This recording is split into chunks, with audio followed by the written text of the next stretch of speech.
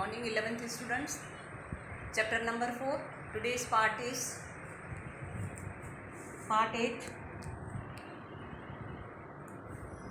valence bond theory. Day before yesterday I taught you VSPR theory in detail. I hope you are following. Now 4.5, valence bond theory.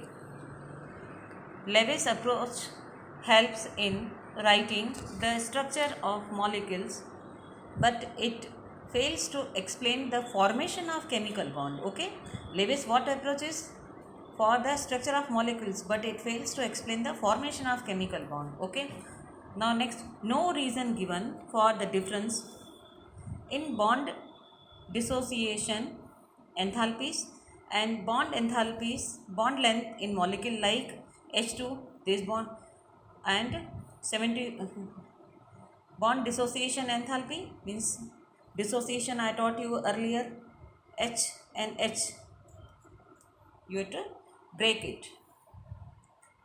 F2 155 kilojoule per mole 144 pm. Although in both cases a single covalent bond is formed by the sharing of an electron pair between repulsive atoms. Okay, now no idea about the shapes of polyatomic molecules. Similarly, what I taught you, Lewis drawbacks, these are the Lewis drawbacks he taught, but he fails to explain these fundas. Now similarly, after Lewis, I taught you VSPR, valence shell electron pair theory, gives the geometry of, he gave VSP from VSPR theory.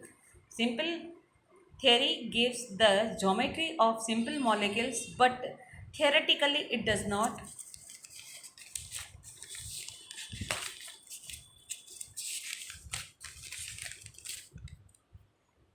explain them, and also it has limited applications. Okay, now to overcome this VSPR's theories, these limitations, the two important theories based on quantum mechanical principles are introduced.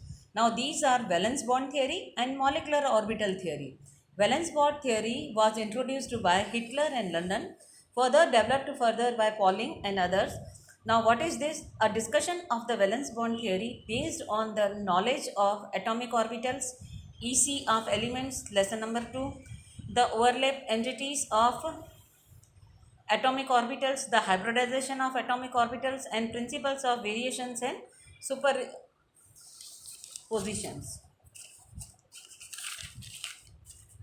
Now VBT means valence bond theory has been discussed in terms of qualitative and non-mathematically treatment only. H2 atoms A and B having nucleus Na and Nb nuclei, then by electron Ea and Eb. When two atoms are at large distance from each other, there is no interaction between them, like that. See, this H and this H having a large, so they are now having interaction between them, means not attraction, not repulsion. As their two atoms approach each other, new attractive and repulsive forces begins to operate, means when they are coming to contact with each other, so some attractive and some repulsive forces are going to be implemented. If they are far, no any force. If they come close to each other, they are having both attractive and repulsive forces. Then how they works?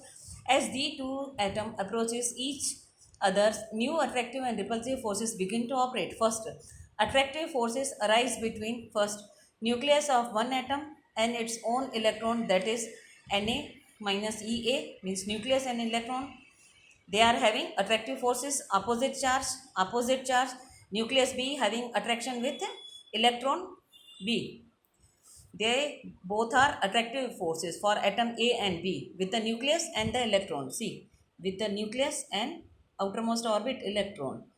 This is for A, this is for B. Now nucleus of one atom and electron of other atom, then Na and Eb, Nb and Ea. Okay, nucleus and electron, they are having attractive forces. Two types of attractive forces. Now two types of repulsive forces between electron of two atoms like Ea and Eb, nuclei of two atoms. So two types of repulsive forces and two types of attractive forces. Now these attractive forces tend to bring the two atoms close to each other. See, this for A and for B, same charge, repulsive, same charge, repulsive, opposite charges, this and this attraction, this and this attraction. So two attraction and two repulsion forces, whereas repulsive forces tend to push the atom apart. See, if the repulsion between same charge, they will push, but attraction will bring to close. Magnitude of new attractive forces is more than the new repulsive forces. So two atoms approach each other and potential energy decreases. So a stage is reached when the net force of attraction balance the force of repulsion and system acquires minimum energy. Okay. So with the two types of attraction and with the two type of repulsive forces, they will attain the minimum energy. At this stage, two hydrogen atoms are said to be bonds to form stable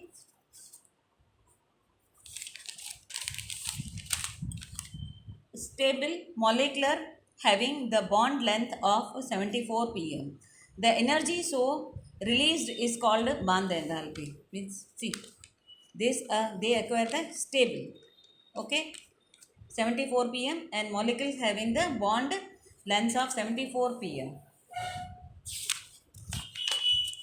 See here, you can see the two graphs, two types of attractive forces here and two types of repulsive forces.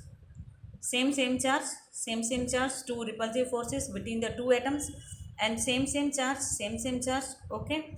Now experimentally it has been found that now see this graph here 74 pm. After that they attain the bond length. Since the energy gets released when the bond is formed between two hydrogen atoms, the hydrogen molecule is more stable than that of isolated hydrogen atom. The energy is released is called the bond enthalpy, which is corresponding to a minimum in the curve depicted in figure 4.5, minimum in this curve. Conservatively, energy is required to dissociate 1 mole of H2. So in this way, I taught you valence bond theory. Okay. See bond in enthalpy. Here they are showing this magnitude and the energy so released is called the bond enthalpy, and they will acquire the stable state. So acquire to a stable state and to separate them, they are having a different types of energy. Okay.